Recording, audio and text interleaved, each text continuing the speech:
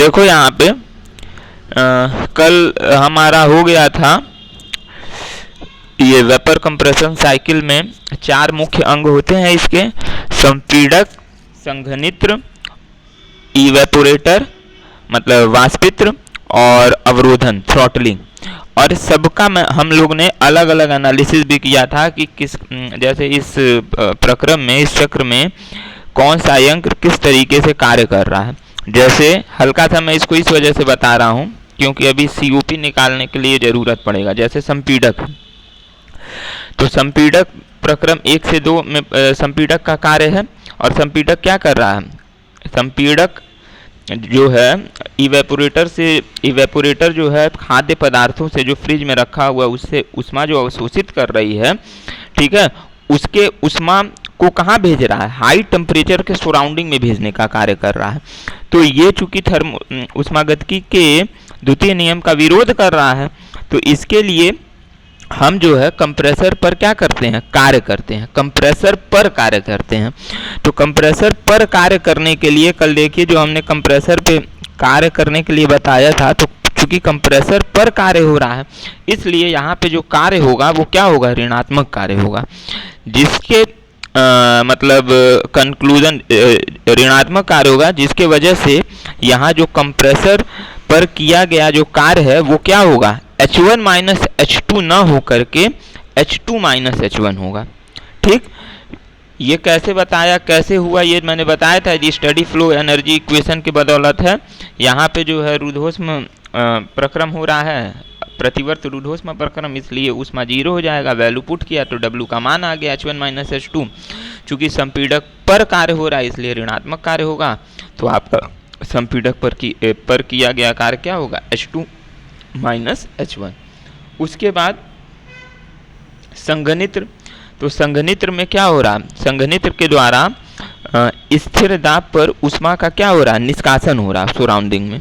तो ऊष्मा का जो निष्कासन हो रहा है, थर्मोडायनेमिक्स में भी आप पढ़े थे पिछले सेमेस्टर में कि किसी निकाय के द्वारा ऊष्मा का जो अवशोषण होता है वहाँ जो है Q जो होता है वो धनात्मक होता है, लेकिन जब निकाय के द्वारा ऊष्मा का रिजेक्शन होता है, निष्कासन होता है, तो वहाँ जो Q होता है वो क्या होगा? ऋणात्मक हो जाएगा। तो यहाँ पे भी जैसे अभी हमने कंप्रेसर में पढ़ा है कि कार्य ऋणात्मक होता है, कंडेंसर में, संघनित्र में भी क्या हो जाएगा? जो ऊष्मा हम निकाले हैं वो क्या होगा? ऋणात्मक होगा।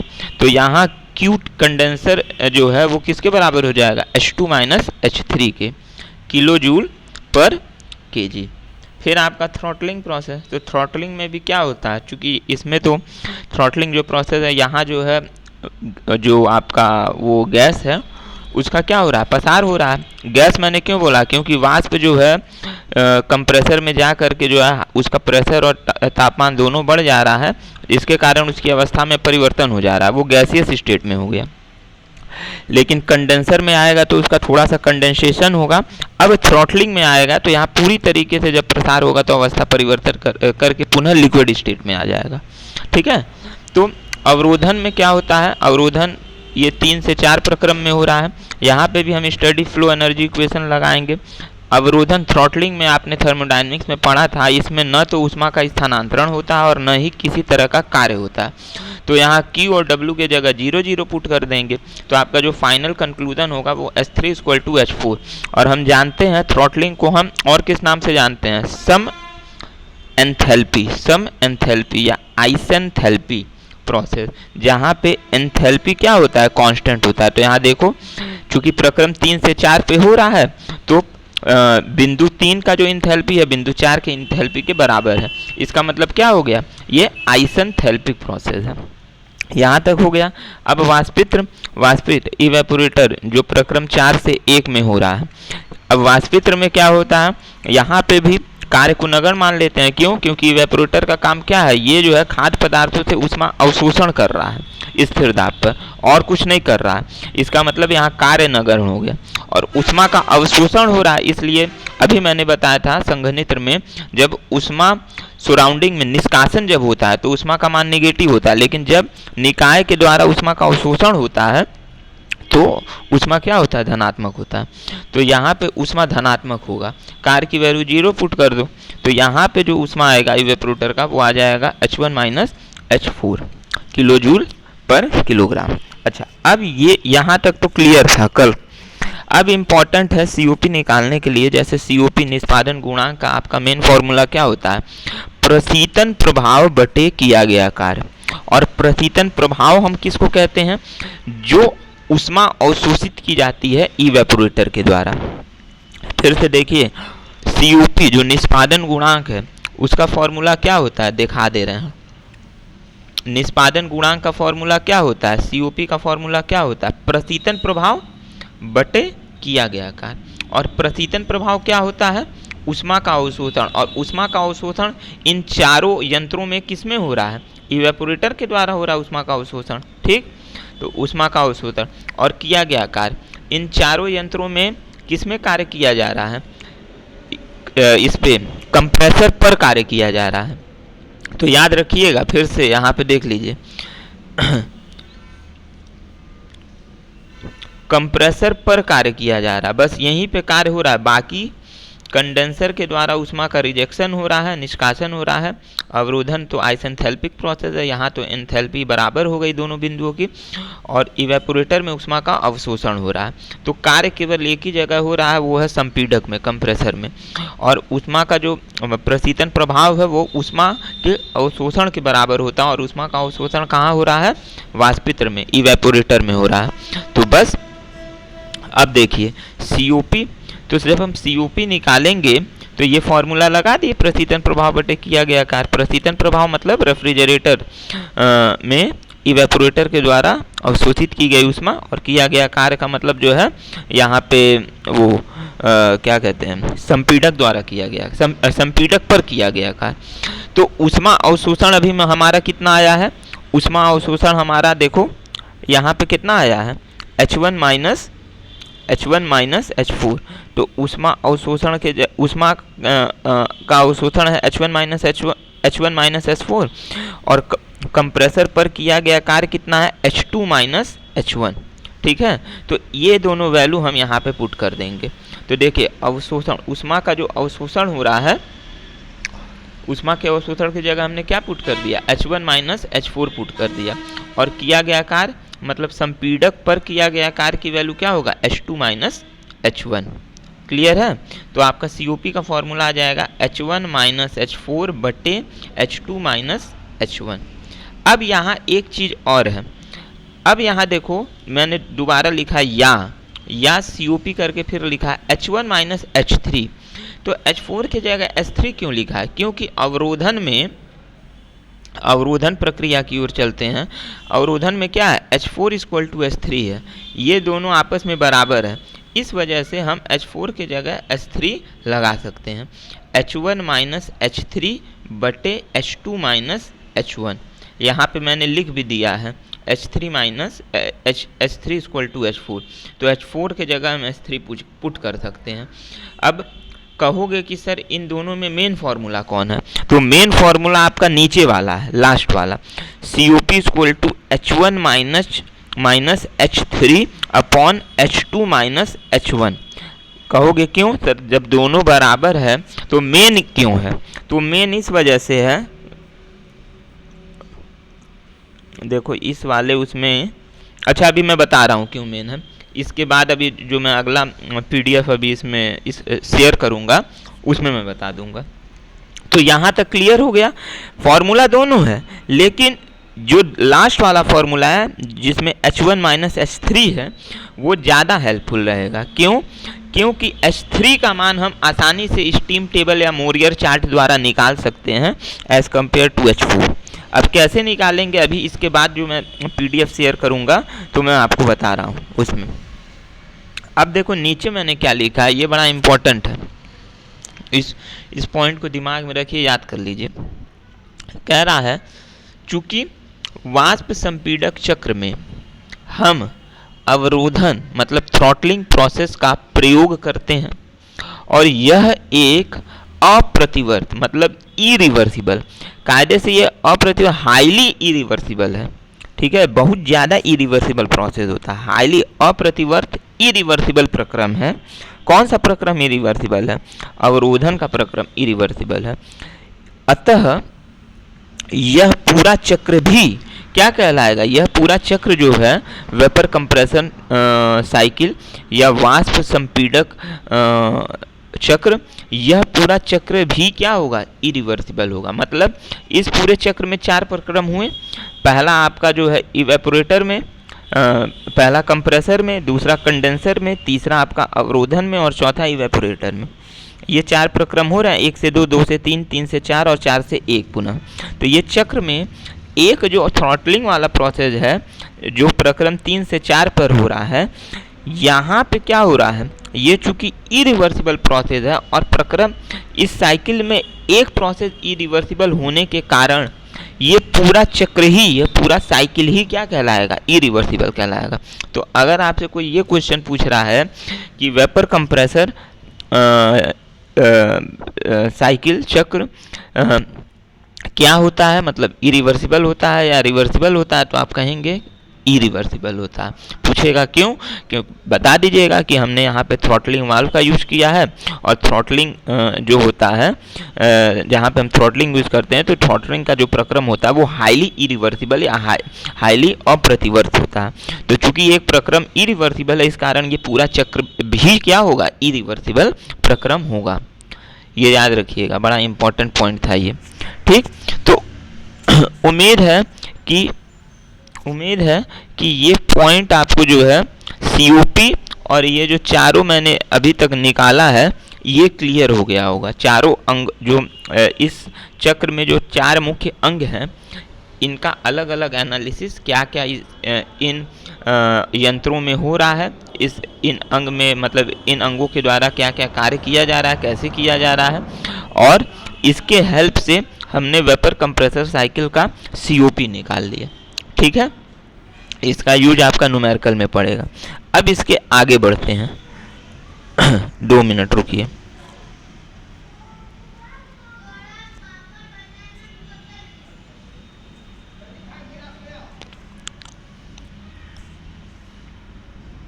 अब देखिए, अब इसके आगे बढ़ते हैं।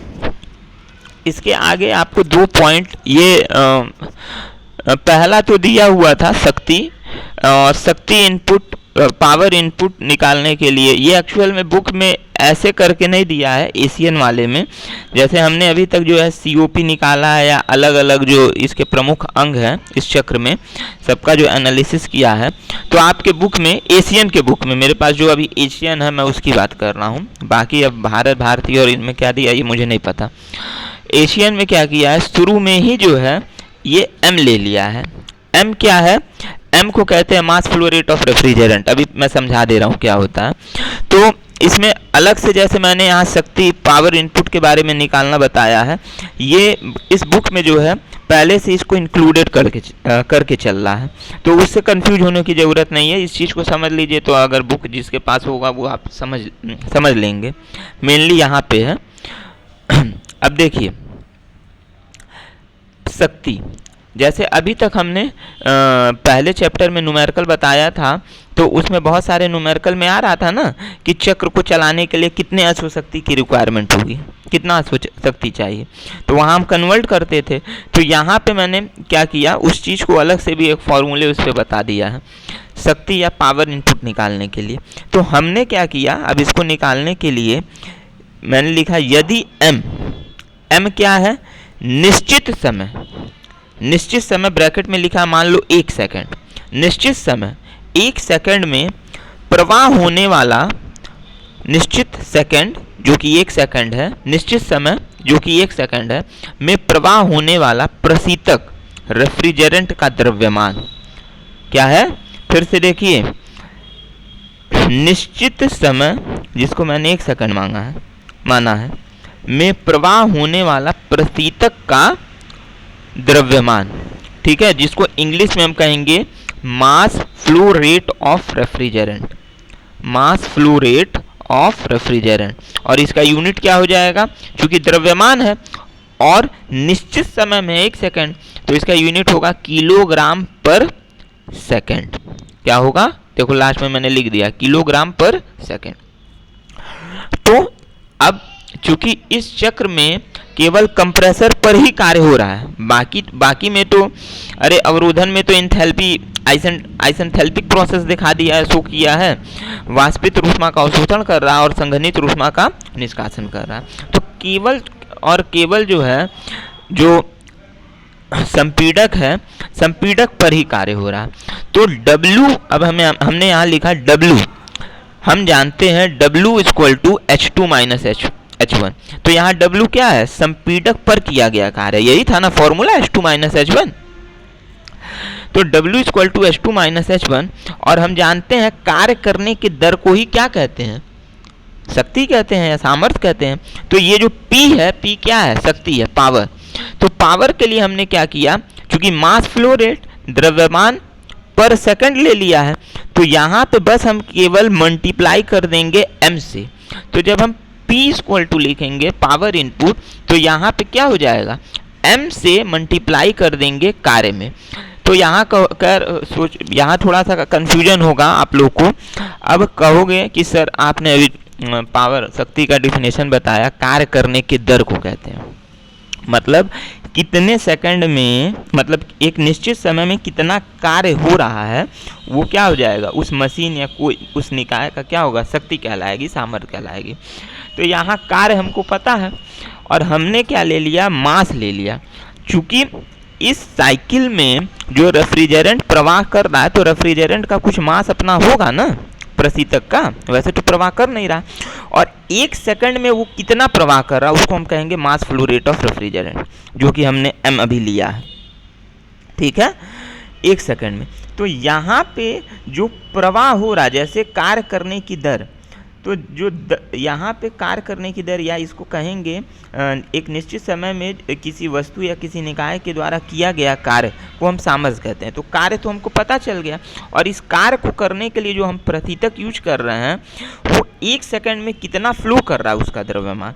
तो यहाँ पे जो दर वर्ल्ड है, जो समय आ रहा है, वो किस में इंक्लूडेड है, वो मास में इंक्लूडेड है, टाइम। तो इस वजह से हमको अब अलग से कुछ नहीं करना है, इस मास को कार्य से मल्टीप्लाई कर देना है, तो आपका पावर निकल जाएगा। तो P जो होगा वो क्या होगा, M इंटू कार्य कितना है, H2 माइनस H1, ठीक है। ये आपका पावर इनपुट का फॉर्मूला हो गया। अब इसका यूनिट क्या होगा, जैसे मास का यूनिट हो गया, अभी मैंने लिखा था यहाँ पे किलोग्राम पर सेकंड, तो किलोग्राम पर सेकंड लिखा, और कार्य हमने अभी पढ़ा है किस में आया था, वो आया था किलो जूल पर केजी में। तो यहाँ देखो केजी कट गया, आपका बचा क्या, किलो जूल पर सेकंड, या इसको हम क्या लिखते हैं, kilowatt. Joule per second को क्या लिखते हैं, वाट लिखते हैं, तो यहाँ किलो जूल है तो किलो वाट हो जाएगा। क्लियर है ना। अब दूसरा आपका है प्रशीतन क्षमता, ये नहीं था लेकिन इसको देख लीजिए, क्योंकि कहीं न कहीं में भी पॉसिबल न्यूमेरिकल में आपको मिल जाए, ठीक है। प्रशीतन क्षमता इसको कहेंगे प्रशीतक क्षमता इसको कहेंगे रेफ्रिजरेटर कैपेसिटी। कितना, जैसे कोई रेफ्रिजरेटर, जैसे फ्रिज है, जैसे एसी से समझिए, एसी है तो एसी की अपनी क्षमता होती है ना, और इसको हम कैसे डिनोट करते हैं, टन से डिनोट करते हैं, 1 टन, 1.5 टन, 2 टन। अब हमारा जैसा रिक्वायरमेंट होता है हम उतनी क्षमता का एसी यूज करते हैं, उसी तरीके से रेफ्रिजरेटर भी है, रेफ्रिजरेटर का भी अपना क्षमता होता है।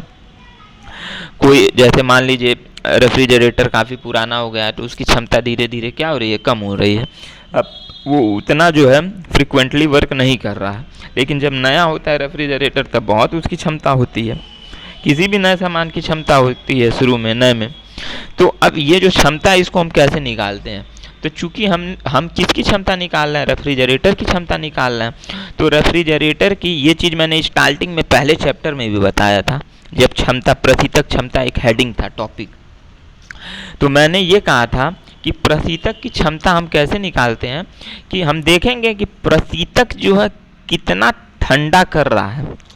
भाई प्रशीतक जो है, जो अंदर रखे हुए जो रेफ्रिजरेटर है, वो अंदर जो भी खाद्य पदार्थ, दूध, दही, सब्जी, फल जो भी रखा हुआ है, उसको कितने कम समय में कितना ठंडा कर रहा है, यही ना उसकी क्षमता कहलाएगी। तभी ना हम बताएंगे कि हाँ इसकी क्षमता ज़्यादा है, इसकी कैपेसिटी क्या है, ज़्यादा है। तो इस चीज़ को हम कैसे डिफाइन करेंगे कि किसी भी रेफ्रिजरेटर का जो प्रशीतन प्रभाव होता है, क्या होता है, प्रशीतन प्रभाव, मतलब भाई वो उसका प्रशीतन प्रभाव जितना ज़्यादा होगा उसकी क्षमता भी उतनी ज़्यादा होगी। जैसे मैंने क्षमता के लिए क्या बोला कि कितने कम समय में जो है कितना जल्दी वो ठंडा कर रहा है। इसका मतलब ये हुआ कि जो इवेपोरेटर है, वाष्पित्र है, वो खाद्य पदार्थ से कितना जल्दी ऊष्मा का अवशोषण कर रहा है, उसी बदौलत ना वो खाद्य पदार्थ मतलब ठंडा होगा। उसी के रेस्पेक्ट में वो जितना तेज अवशोषण करेगा इवेपोरेटर, उतना तेजी से क्या होगा, ठंडा होगा। मतलब ये सारे जो अभी मुख्य अंग आपने पढ़े, इसमें जो इवेपोरेटर है उसका काम ही है ऊष्मा का अवशोषण करना, और उसी को हम कहते हैं प्रशीतन प्रभाव भी। जब मैंने COP अभी निकाला है, क्या प्रशीतन प्रभाव जो है ऊष्मा अवशोषण के, और ऊष्मा अवशोषण कौन कर रहा है, ऊष्मा अवशोषण वाष्पित्र इवेपोरेटर कर रहा है। तो जितनी तेजी से करेगा उसका प्रशीतन प्रभाव उतना ज़्यादा होगा। और क्षमता के लिए मैंने बताया ही है कि प्रशीतन प्रभाव जितना ज़्यादा होगा रेफ्रिजरेटर का, उसकी क्षमता उतनी ही ज़्यादा होगी। तो यहाँ पे इसका जो फॉर्मूला है, RC का मतलब रेफ्रिजरेटर, और R का मतलब रेफ्रिजरेटर हो जाएगा, C का मतलब कैपेसिटी, इसको शॉर्ट में मैंने लिख लिया है। तो RC मतलब रेफ्रिजरेटर कैपेसिटी या प्रशीतक क्षमता जो है वो मास फ्लो रेट इनटू प्रशीतन प्रभाव के बराबर होता है। ये फॉर्मूला बस दिमाग में आप रखिए, मास फ्लो रेट इनटू प्रशीतन प्रभाव के बराबर होता है। अब प्रशीतन प्रभाव कहाँ हो रहा है, इवेपोरेटर के द्वारा ऊष्मा अवशोषण करके हो रहा है। तो हमने लिखा मास इनटू प्रशीतन प्रभाव के जगह ऊष्मा अवशोषण बाय इवेपोरेटर, क्यू नीचे इवेपोरेटर। और इसका फॉर्मूला भी हमने क्या निकाला था, इसका फॉर्मूला था H1 माइनस H4।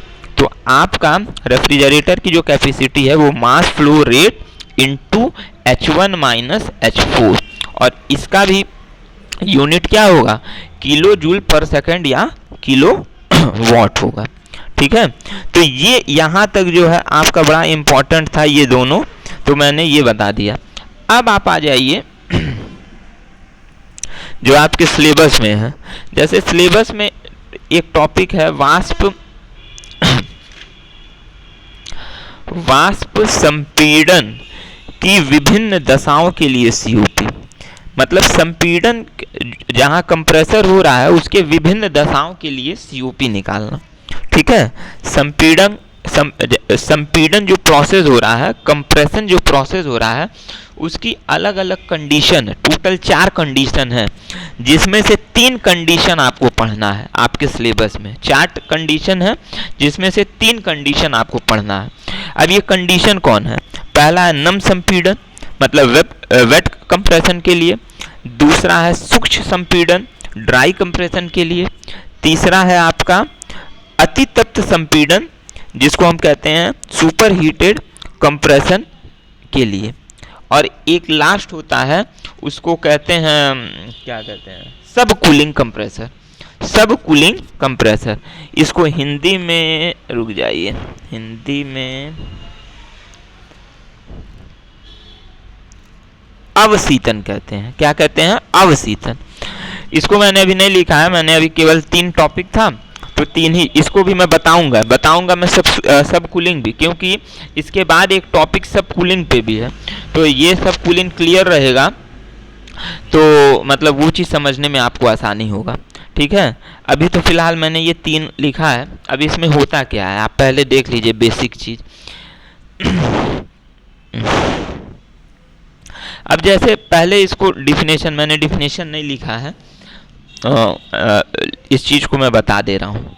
जैसे नम संपीड़क, वेट कंप्रेशन के लिए, तो नम संपीड़न के लिए क्या होता है, जब भी कंप्रेशन में हम कंप्रेशन का प्रोसेस करते हैं, तो वहाँ पे जो रेफ्रिजरेटर होता है, अगर उसमें नमी है, लिक्विड पार्टिकल हैं, समझ में आ रहा है, नम, वेट, गीला है, अगर आपका जो वाष्प है वो क्या है, गीला है, अर्थात उसमें लिक्विड पार्टिकल्स हैं, कंप्रेशन करने जा रहे हैं, तब की मैं बात बता रहा हूँ, मतलब कंप्रेशन से पहले की बात बता रहा हूँ।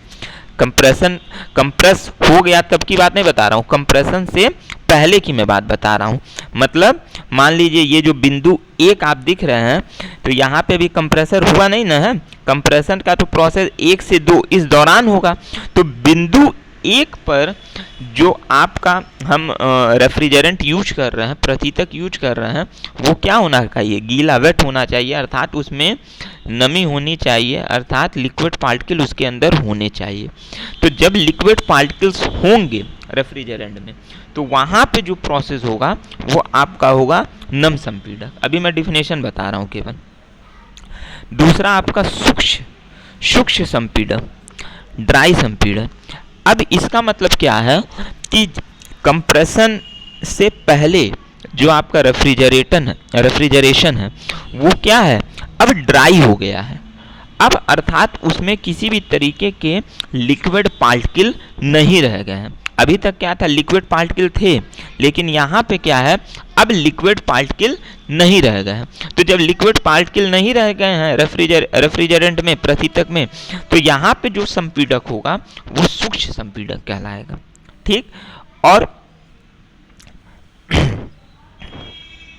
अतितप्त में क्या है, अतितप्त में, सुपर हीटेड में, यहाँ पे कंप्रेसर से पहले, कंप्रेशन से पहले, संपीड़न से पहले जो प्रशीतक है वो क्या है, वो आपका क्या, रुक जाइए, हाँ, वो आपका उसमें पहले तो किसी भी तरह का लिक्विड पार्टिकल नहीं है, नमी नहीं है, सूक्ष्म है, और वो उसका तापमान सूक्ष्म से भी ज़्यादा है। क्या है, जैसे अभी तक जैसे सूक्ष्म संपीड़क में पढ़ा, सूक्ष्म संपीड़न में मैंने बोला, केवल ये बोला कि रेफ्रिजरेंट में, प्रशीतक में कोई भी लिक्विड पार्टिकल नहीं है, मतलब उसमें नमी नहीं है, वो सूक्ष्म हो गया है, ड्राई हो गया है। तो यहाँ जो संपीड़न होगा उसको ड्राई कहेंगे। लेकिन अतितप्त में क्या है, ये ड्राई तो है ही है, लेकिन ड्राई के अलावा इसका तापमान जो है, जैसे ड्राई होने के लिए, जैसे होता है ना कि भाप में परिवर्तित करने के लिए, जैसे लिक्विड भाप में बदल जाएगा 100 डिग्री सेल्सियस पे, तो 100 डिग्री सेल्सियस या 101 डिग्री सेल्सियस पे उसमें से सारे लिक्विड पार्टिकल खत्म हो गया, वो सूक्ष्म हो गया है।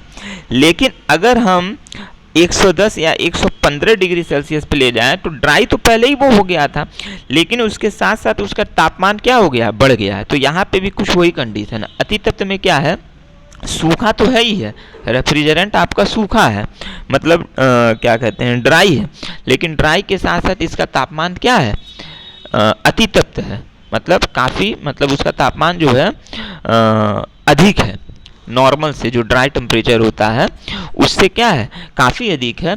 तो इस कंडीशन में जो संपीड़न होगा उसको हम कहेंगे अतितप्त संपीड़न। तो उम्मीद है ये तीनों, अच्छा, इसका एक फिगर जो मैंने बताया नहीं है, लेकिन चौथा मैं बता दे रहा हूँ। जो सब कूलिंग होता है, अवशीतन, उसमें क्या होता है, उसमें आपका जैसे लिक्विड जो पार्टिकल है, संपीड़न से पहले जो मेरा वेट वाला था, रुक जाओ, ये जो वेट है, वेट में मैंने क्या बोला, संपीड़न से पहले जो रेफ्रिजरेंट है वो नम है। तो अवशीतन में भी क्या होगा, सब कूलिंग में भी आपका, लेकिन रुक जा 2 मिनट, हाँ ठीक है। तो सब कूलिंग में क्या होगा, ये चीज़ तो वही रहेगा कि कंप्रेशन से पहले जो है रेफ्रिजरेंट में नमी रहेगी, जैसे कि अपना ये नम संपीड़न, वेट संपीड़न में पड़ा। लेकिन यहाँ सब कूलिंग हो रहा है।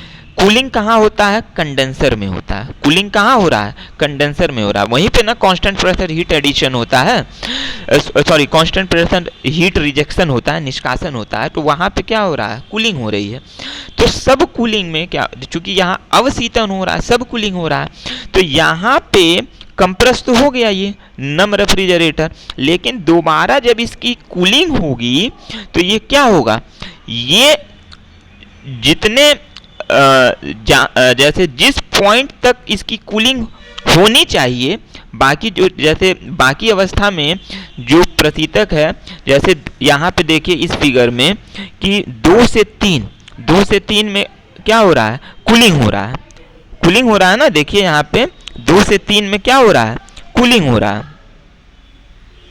तो 2 से 3 में कूलिंग हो रहा है, तो 3 तक जाते जाते कूलिंग हो रहा है, लेकिन यहाँ पे क्या होगा, उससे पहले ही कूलिंग हो जाएगी।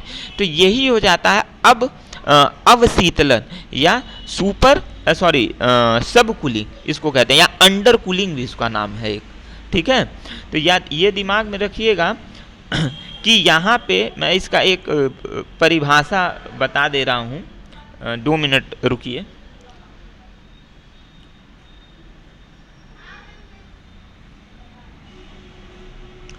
इसका परिभाषा यही कह सकते हैं कि जो रेफ्रिजरेंट है, जो प्रशीतक है, जब उसका संघनन हो रहा है तो जितने पे उसकी कूलिंग होती है उससे पहले ही जो है क्या हो जा रही है, इसकी कूलिंग हो जा रही है।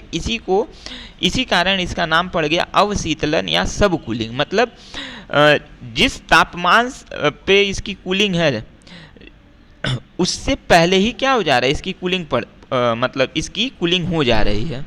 ठीक है, तो इसका मैं फिगर एक बना दूंगा, बना करके मैं समझा दूंगा इसको। अभी तो फिलहाल मैंने ये 3 ही बनाया है। हाँ, अब चौथा इस चीज को, रुक जाइए,